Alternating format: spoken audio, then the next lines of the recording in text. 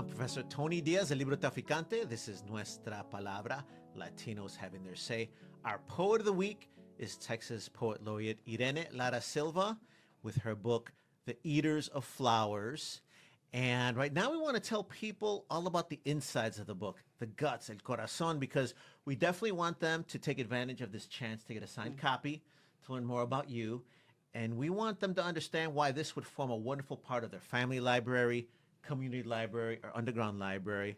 So I would say this is probably, of all of the books I've written, the one that the writing process was the most intense. I wrote the entire thing in a 2-month stretch, and finished it right at the 6-month anniversary of my youngest brother's passing. He was 40 years old, diabetic amputee, and I'd been his only caregiver for 19 years, especially the last 12 before he passed. Extreme limited mobility, a lot of pain, and I was his only caregiver. We were otherwise estranged from family. Our parents were already gone, and so when he died, I was very lost. I was like really the only way to explain it to people is that I had based my life and my schedule so much around his care that when he passed, I really did not know when to eat or sleep. And so those first 6 months were not just grieving, but it was also trying to figure out my life and thinking about mortality, thinking about what I wanted to concentrate on. And one of the things that really surprised me is that for a while, I thought the main topic of the book was grief. And I think I've only recently realized that it's also deeply about gratitude, because I did get to have him in my life, because I was there to take care of him, because he passed away very peacefully, and because I now have beautiful, beautiful memories. He was also an incredibly artistic person and my best reader and my best editor. And so after all of those years, I mean, even though he's gone, that the impact of his influence is still pretty much in every line I write. And I still hear what his advice would be in my head. And he was always the one who would push me further and further, and to get really deep and really, really enter the space to create from, and to be really honest. And that's a hard thing because we tend to value polish and style more than we value honesty. And so for me, that's what this book is. It's to be very honest about grief and about loss and about gratitude and mortality and what really matters in life. And that's so powerful because that is conveyed.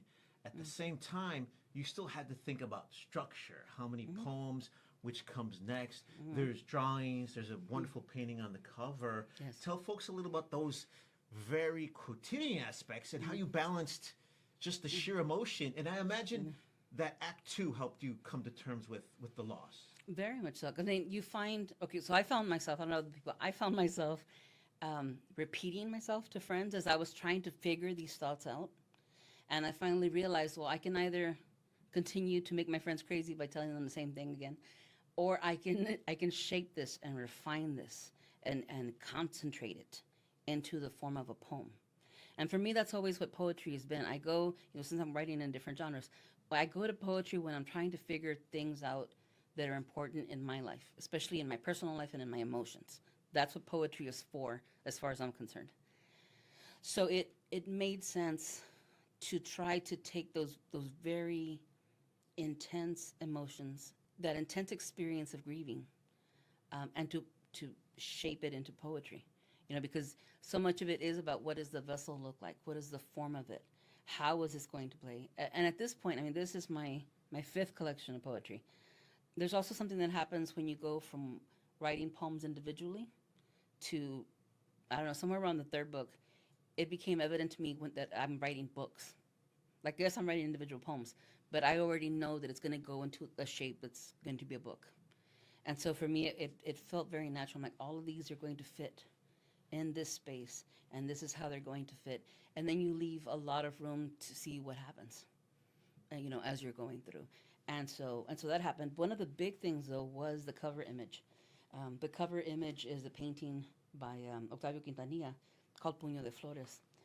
And he posted that image on Facebook about probably 2 weeks after I even thought of writing this book. and the title had come to me. And I saw the image, and I thought, that is the image that I can focus on while I'm working on these poems. A lot of my books have my brother's artwork on them, and it really seemed impossible to me to write a book about losing him and then to use his art. I wasn't going to be able to. So I needed a step away. But I also needed a visual focal point.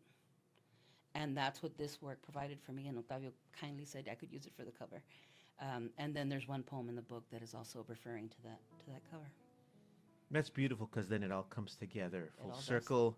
It shows part of that healing, and it really is a wonderful legacy to your brother, to your own work, and to the visual artist Octavio Quintanilla, who's a dear friend of ours as well. So thank you so much, and we hope that folks will take advantage of this and make the Eaters of Flowers part of their family library, and come back to nuestrapalabra.org to find out more. So thank you so much.